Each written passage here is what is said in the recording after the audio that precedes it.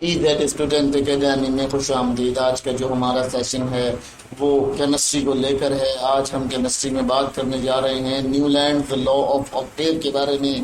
Basically देखें, Newland law of Octave बहुत important है, एक कंसेप्ट है जिस कंसेप्ट को देखना या समझना बहुत इंपॉर्टेंट है। देखिए, इसकी वजह क्या है कि इसने एटॉमिक मासेस को डिक्लेयर किया। एटॉमिक मासेस को डिक्लेयर करने के बाद उनके अकॉर्डिंग टेबल्स को अरेंज किया। देखिए, जब आप किसी भी चीज को अरेंज कर रहे होते हैं तो उसका कुछ प्रोसेस होता है। तो इसी तरह न्यूलैंड लॉ ऑफ ऑक्टेव जो है वो भी एक प्रोसेस का हिस्सा था और उसको बहुत ज्यादा इम्पोर्टेंट समझा जाता है और उस प्रोसेस को पढ़ाया इसलिए जाता है कि देखें, जो भी हिस्ट्री है, किसी भी चीज की हिस्ट्री से आप प्रेजेंट को चेंज कर सकते हैं। यानी आपको देखिए, सिंपल सी बात है, डार्विनियन ट्रेड को जब उन्होंने पढ़ा तो उसके अंदर उन्होंने फ्लास देखे। उस फ्लास को कंप्लीट करने के लिए उन्होंने अपनी इनोवेशन दी जो कि 1864 में आई। और ये क्या थे, ये इंग्लिश केमिस्ट थे। इन्होंने एक जर्मन केमिस्ट का जो है वो कंसेप्ट उठाया और उस कंसेप्ट को रिप्लेस करने की कोशिश की। तो इस वजह से ये उसी रूट का हिस्सा होगा या उसी रास्ते का हिस्सा होगा जिस रास्ते के ऊपर सब चल पड़े थे, जिसकी जरूरत थी। अब बात करते हैं जी न्यूलैंड लॉ ऑफ ऑक्टेव के ऊपर के न्यूलैंड लॉ ऑफ ऑक्टेव जो है वो क्या था और उसका बेसिक कंसेप्ट क्या था। देखिए जी, इन्होंने क्या किया, इन्होंने आइटम को अरेंज किया increasing order of atomic masses के ऊपर। जब एटॉमिक मासेस के ऊपर अरेंज किया तो वहां क्या प्रॉब्लम देखने में आई कि वहां पर जो पहला एलिमेंट था वो 8वें तक पहुंचने के बाद 8वां एलिमेंट जो है वो पहले एलिमेंट की प्रॉपर्टीज को रिपीट करता था। यानी इससे क्या हो रहा था, इससे एक अजीब सा रिदम बन रहा था, म्यूजिक रिदम आ रहा था जिसको हम ऑक्टेव कहते हैं। यानी एक लहर बन रही थी। सिंपल सी बात यूं समझ लेते हैं, जब हम कोई म्यूजिक लाइव को सुनते हैं तो वहां पर आपने देखा होगा कि वहां पर ऑक्टेव बन रहे होते हैं, डिफरेंट किस्म की लहरें बन रही होती हैं। तो वो जो लहरें होती हैं वो पीरियोडिक टेबल के अंदर नजर आ रही थी। इसीलिए इसको कहा जाता है पीरियोडिक टेबल को कि ये जो थ्योरी थी न्यूलैंड की, इसको कहा जाता है ऑक्टेव। इसकी वजह ये होती है कि जहां पर कुछ ऐसा चीजें हैं कि जो आपको म्यूजिकल स्केल की तरह से नजर आती हैं। जब आप म्यूजिकल स्केल को देखते हैं तो वहां पर भी इसी तरह से कुछ चीजें रिपीटेड होती हैं। तो यहाँ पर भी यही कंडीशन हुई और उसकी वजह से इनके जो कंसेप्ट था वो भी इनकम्प्लीट रहा। उसमें कुछ होलोस्टेसिस वगैरह भी रहा, उसके बारे में भी हम फर्दर डिस्कस करते हैं। अब इनकी जो सिग्निफिकेंस है वो क्या थे, या इनके जो क्या चाहिए कि अच्छे असरात जो पैदा हुए इनके थ्योरम के बाद या इनकी थ्योरी पेश करने के बाद जो असरात पैदा हुआ। सबसे पहले तो देखिए, ये बेहतरीन तरीका निकला एलिमेंट को सिस्टमेटिकली अरेंज करने का। ठीक है, जब आप सिस्टमेटिकली किसी चीज को अरेंज करते हैं तो ये आपके लिए बहुत ज्यादा रीजनेबल, बहुत ज्यादा वर्दी बना देता है। ठीक है, फिर क्या हुआ, इन्होंने यहाँ देखा एटॉमिक मासेस के अकॉर्डिंग अरेंज किया। फिर इन्होंने एक और डिस्क्रिप्शन दी कि जो पीरियोडिसिटी आ रही है, यानी वही के पीरियोडिक ट्रेंड आ रहा है। ठीक है, पीरियोडिक ट्रेंड इसको कहते हैं, पीरियोडिसिटी को। ये जो पीरियोडिसिटी होती है इसको हम कहते हैं पीरियोडिक ट्रेंड, यानी जो प्रॉपर्टीज है वो एक दूसरे को कोलैब कर रही हो या प्रॉपर्टीज में जो अपना क्लैश आ रहा है वो चीजें देखने को मिलती हैं। और इन्होंने इस तरह से अरेंज किया तो ये बहुत एक इम्पॉर्टेंट कंडीशन बन गई।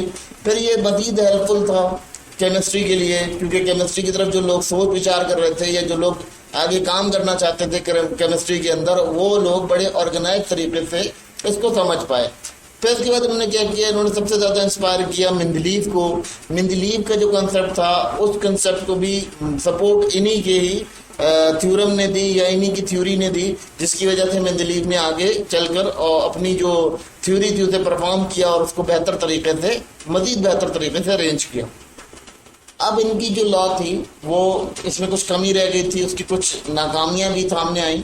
सबसे पहले तो ये कि ये पहले 20 एलिमेंट्स के ऊपर काम करता था, यानी ये कैल्शियम तक के काम करता था, क्योंकि उसी के अंदर जो है प्रॉपर्टीज रिपीट हो रही थी, वहीं तक प्रॉपर्टीज रिपीट हो रही थी। फिर उसके बाद जो कैल्शियम के बाद जो एलिमेंट थे उनकी प्रॉपर्टीज ये चीज शो नहीं करा रही थी, इस तरह की कोई भी रिदम नहीं बना रही थी, जिसकी वजह से क्या हो रहा था, इनकी अरेंजमेंट नहीं थी, अरेंजमेंट प्रॉपर नहीं हो रही थी।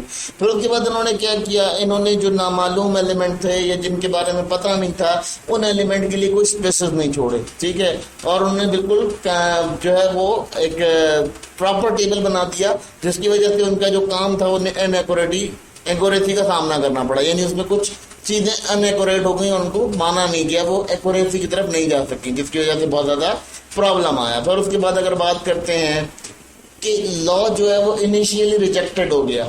तमाम साइंटिस्ट ने इनके इस लॉ को रिजेक्ट कर दिया इस तमाम लिमिटेशन के ऊपर जो हमने आपसे डिस्कस की, क्योंकि साइंटिस्ट ने कहा कि इसमें जो है बहुत सारे फ्लॉज हैं, बहुत सारी कमजोरियां हैं, इससे मजीद पावरफुल होने की और मजीद बेहतर होने की जरूरत है, जिसकी वजह से हमने यहाँ देखा कि हमारा जो सिस्टमेटिकली हमारी जो डिस्कशन थी या हमारे पैटर्न थे वो बहुत ज़्यादा ओवरलैप होते चले गए, वो बढ़ते चले गए। इनके जो कंडीशंस थी वो कंडीशन इनिशियली रिजेक्ट इसी वजह से हुई कि इनके ना गैप छोड़े गए थे, ना इनों की जो प्रॉपर्टीज थी वो 20 एलिमेंट के बाद रिपीट हो रही थी, ना वो पीरियोडिसिटी प्रॉपर क्रिएट कर पा रहे थे पीरियोडिक पीरियड्स के अंदर। और फिर वो जो ये तमाम फ्लॉज थे, इन फ्लॉज को देखते हुए उस वक्त के जितने भी साइंटिस्ट थे उन्होंने इनके थ्योरम को रिजेक्ट कर दिया था। अगर यहाँ इस एग्जाम्पल को देखते हैं तो इस एग्जाम्पल के अंदर इन्होंने एक रिदम बोर्ड बनाकर दिखाया हुआ है। उस रिदम बोर्ड से हमें क्या वादे हो रहा है कि हमारा जो ये प्रैक्टिकल यानी हम प्रैक्टिकल बेसिस पे अगर देखते हैं तो अगर इंडियन रिदम देखते हैं और वेस्टर्न रिदम देखते हैं तो वो ये दो रिदम्स इन्होंने मेंशन किए हैं। अब इसमें क्या होता है कि अब क्या हुआ है ले इस तरह से कि उनको कुछ करके ना समझाने की कोशिश की। बेसिकली यहाँ ये कंडीशंस हैं कि देखिए पहले आपका जो है उन्होंने हाइड्रोजन रखा, फिर उसके बाद उन्होंने लिथियम रख दिया, फिर उन्होंने बेरेनियम रखा, फिर उसके बाद उन्होंने इस तरह करते करते तमाम जो एलिमेंट्स थे उनको अरेंज किया।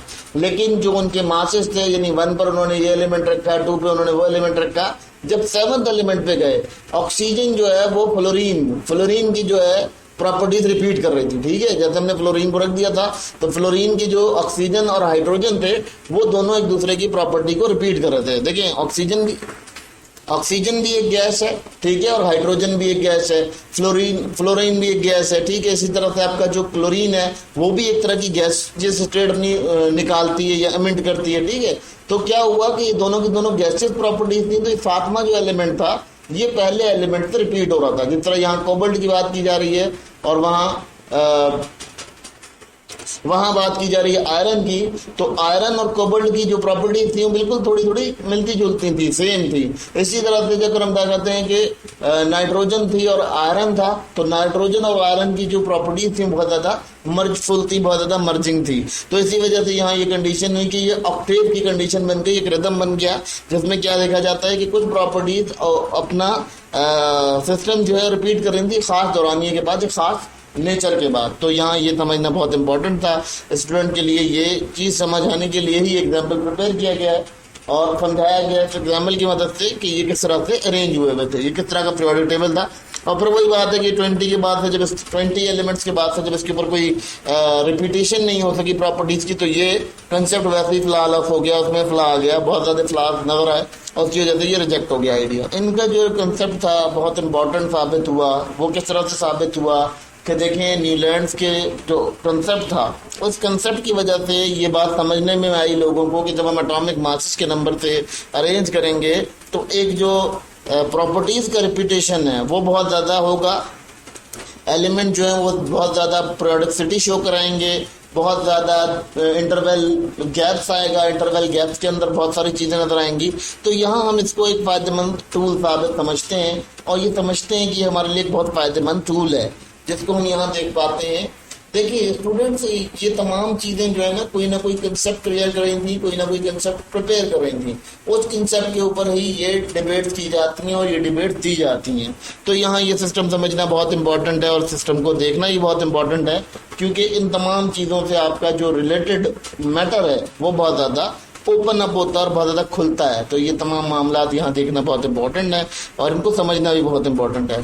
तो देखिए न्यूलैंड लॉ ऑफ ऑक्टेव जो है वो इसी तरह से चला कि उसने ये चीज़ बता दी, ये डिफाइन, ठीक है, इनका वैसे तो आइडिया फेल हो गया लेकिन ये चीज़ बता के चला गया कि जब आप एटॉमिक मासेस के अकॉर्डिंग इसको अरेंज करेंगे, इंक्रीजिंग एटॉमिक मासेस के अकॉर्डिंग अरेंज करेंगे, तो आपके लिए पीरियोडिक ट्रेंड होना या पीरियोडिसिटी आना टेबल के अंदर इंपॉर्टेंट हो जाएगा, जिसकी वजह से एक बड़ा इंपॉर्टेंट मेथड समझा जाता है और एक बहुत बड़ी हिस्ट्री में इनोवेशन समझी जाती है और उसको एक थ्योरम समझा जाता है, इसीलिए इसको कंसिडर भी किया जाता है।